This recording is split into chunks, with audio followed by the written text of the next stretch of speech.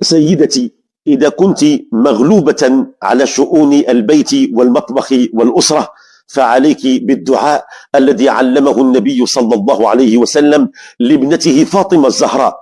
قالت له: يا أبتاه، تعبت من أشغال البيت، أؤمرني من بيت المال بخادم وسهم. فقال: ألا أدلك على أفضل من ذلك يا فاطمة؟ قال: كل صباح قولي: يا حي يا قيوم برحمتك أستغيث، اللهم اقض لي أمري كله ولا تكلني إلى نفسي طرفة عين.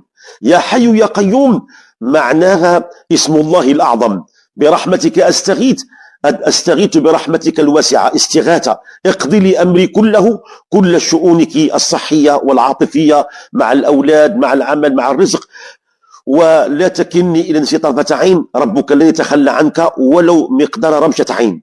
فرددوا هذا الدعاء وسوف ترون العجب. يا حي يا قيوم برحمتك نستغيث، اللهم اقض لي أمري كله ولا تكلني إلى نفسي طرفة عين.